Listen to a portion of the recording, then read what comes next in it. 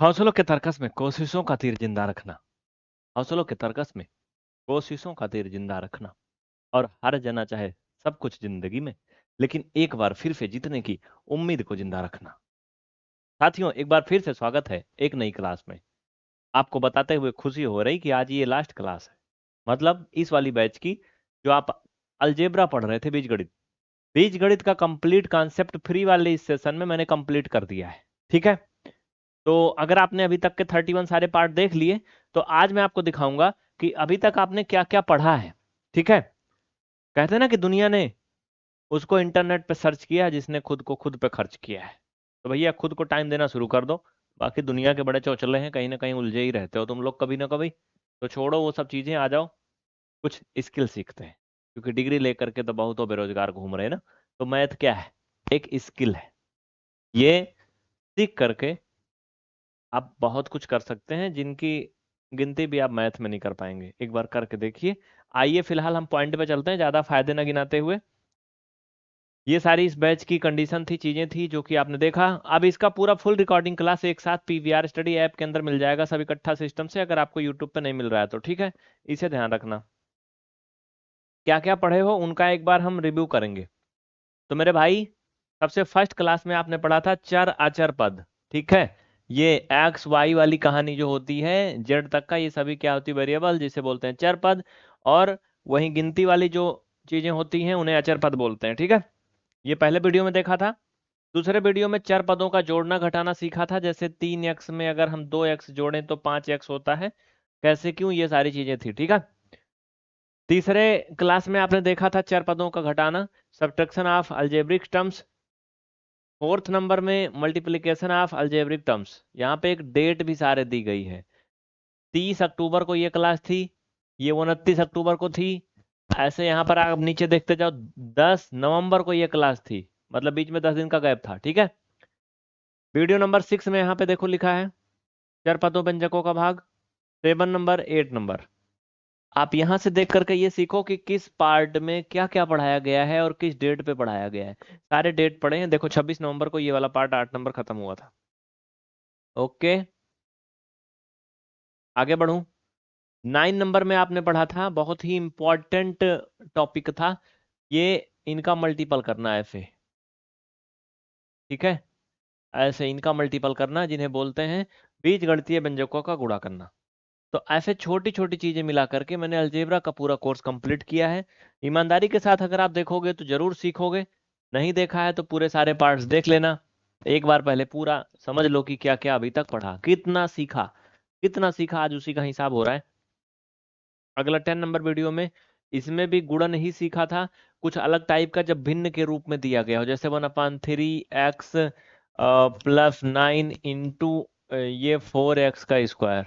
ठीक है, 11 number video में मेरे भाई, इसमें भी गुणन था, बट ये इसमें दो पद वाले थे, मतलब बहुपद का गुणन था एक प्रकार से। ठीक है, 10 नंबर वीडियो में अगर आपने देखा होगा तो इसमें पॉलिनोमियल डिवीजन या फैक्टर फॉर्म। ठीक है, इसमें भी यही सब था। 12 नंबर था ना ये। और अगला, ये भाग करने वाला था, जब इसको इसके भाग करते हैं। हाँ, और अगला भी भाग वाला ही था, 13 नंबर। इसमें लॉन्ग डिवीजन था। लॉन्ग डिवीजन मतलब ये वाला, जैसे x+1 से अगर हम भाग करें ऐसे, 3x का स्क्वायर +7x+5, कुछ इस तरीके से। ठीक है, लॉन्ग डिवीजन। ये थोड़ा सा कठिन होता है अगर आपने मैथ बैकग्राउंड से पहले पढ़ाई नहीं किया 9th 10th वगैरह में तो। बट अगर आपने ईमानदारी से देखा होगा सारे पार्ट्स, तो ये भी क्लियर हो गए होंगे। आगे वाले नंबर में देखो यहाँ पे क्या कहता है, एक पदीय द्विपदीय त्रिपदीय व्यंजक। यहाँ पर सीखा था आपने मोनोमियल, बाइनोमियल एंड ट्रोमोनियल, पॉलिनोमियल, क्या बोलते हैं उन्हें, बहुपद ना। एक्सप्रेशन आप कह सकते हो, एक लाइन में ज्यादा बेहतर रहेगा। एक पदीय द्विपदीय त्रिपदीय। ठीक है, आपने मोनोपॉली सुना होगा ना, कि देखो भैया टेलीकॉम इंडस्ट्री में रिलायंस की मोनोपॉली है। मोनोपॉली मतलब ये होता है कि जहां कोई दूसरा विकल्प ना हो, मतलब एक सिंगल। ठीक है, तो उसी को बोलते हैं एक पदी। एक पदी मतलब एक तरफा राज जिसे बोलते हैं। हाँ? अगला 14 नंबर में, एक पदी द्विपदी त्रिपदी व्यंजक, इसमें भी यही सब पढ़ाया था, क्योंकि एक एक जो क्लास थी उसमें टाइम कम पड़ गया था, तो अगले में 15 नंबर में हमने आपको इक्वेशन एंड आइडेंटिटी सिखाया था, ये 24 जनवरी को हुआ था, ठीक है। 16 नंबर में मेरे भाई दो पार्ट थे, दो जगह में। पहला समीकरण तथा सर्वसमीकरण पर 5 अभ्यास प्रश्न कराए थे। उसके बाद इसी क्लास में एक चर वाले रैखिक समीकरण का हल भी करवाया था। जैसे फॉर एग्जांपल यहाँ पे देखो लिखा है 2x + 7 = 9, इसमें यक्स की वैल्यू फाइंड करनी थी। तो ये मेरे भाई 9 - 7, और इधर ये जाएगा भाग में, यानी 2/2 = 1, ऐसे, ठीक है। 17 नंबर में आपने पढ़ा था दो चर राशियों में रैखिक समीकरण का हल। दो चर राशि में देखो, अभी तक पहले में एक ही चर था, इसमें दो चर हो जाता है, ठीक है।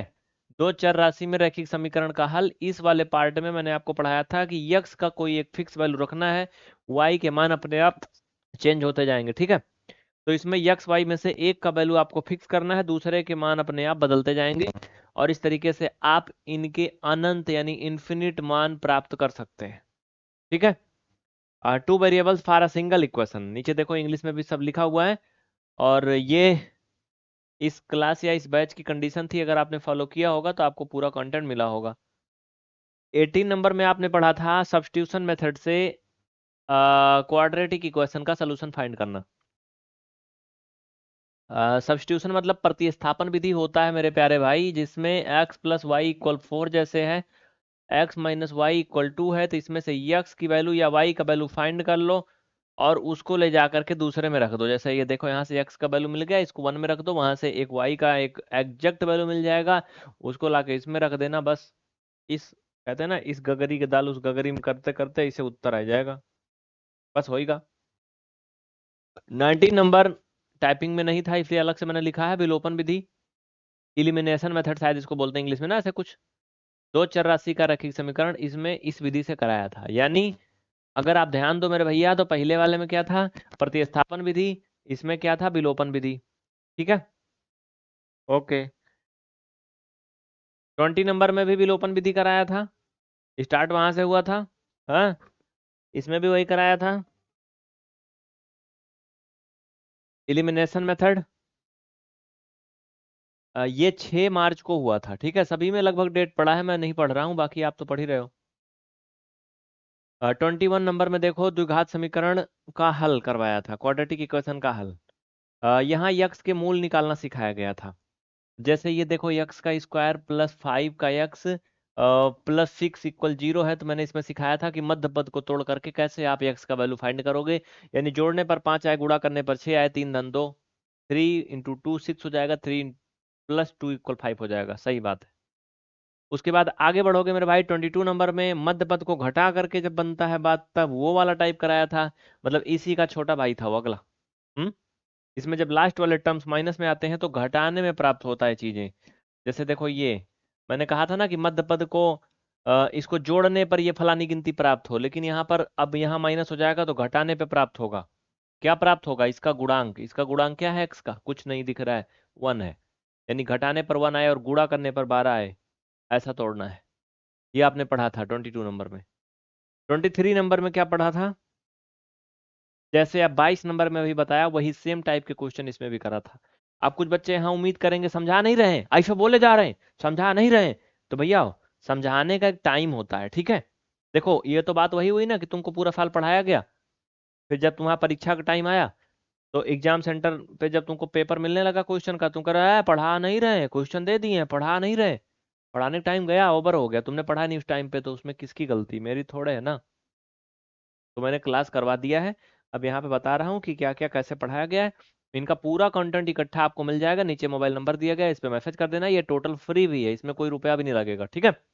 चलो, यदि दो मूल दिए हों तो द्विघात समीकरण प्राप्त करना। यानी जैसे कहे ना कि बाप से बेटा का पता लगाना, बेटा से बाप का पता लगाना, रिवर्स बिल्कुल वैसे, समझा कि नहीं। यानी कर्म किए तो फल मिला, और फल से प्राप्त करो कि कौन सा कर्म तुमने किया था। बात समझ में आया ना, नॉर्मल सा बात है। जैसे रास्ते में कोई किसी को कूट रहा हो, तो तुम अनुमान लगा सकते हो इसने कुछ ऐसा कर्म किया होगा कूटने वाला। हाँ, आजकल तो अपवाद है, कलयुग चल रहा है, लोग बिना मतलब के भी कूट देते हैं, बात अलग है। तो यहाँ पे कहा है ना कि ये फार्मूला होता है x² minus alpha plus beta into x plus alpha into beta equal 0।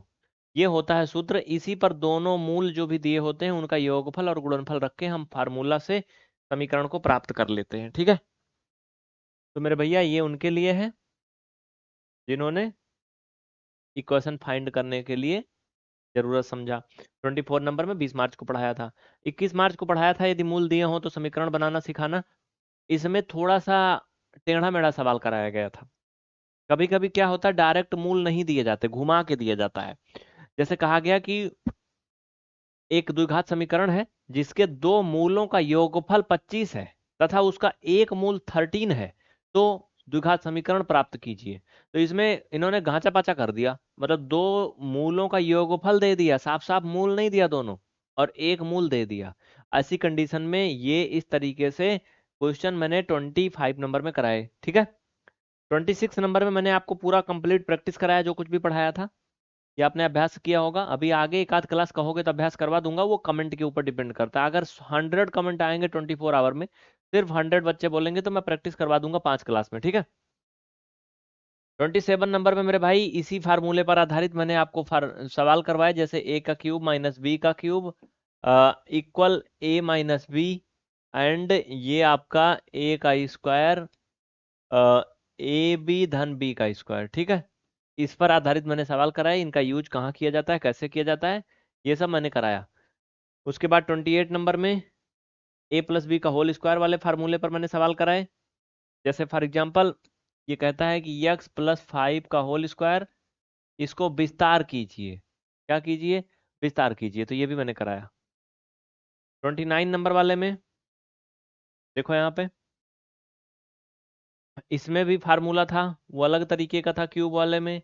ये इस तरीके के सवाल इसमें कराए गए हैं, इस तरीके वाले जो घन के रूप में बनते हैं, क्यूब में जाते हैं जो। ठीक है, इस तरीके से 30 नंबर और लास्ट क्लास में मेरे भाई क्या क्या करा था आपने, वही ए प्लस बी का होल क्यूब वाला फार्मूला, जिसमें एक्स प्लस 2 का whole cube, 2a plus b का होल क्यूब, इस टाइप के क्वेश्चन कराए गए थे। ठीक है, और 31 नंबर क्लास में माइनस वाले फार्मूले पर मैंने सवाल कराए थे।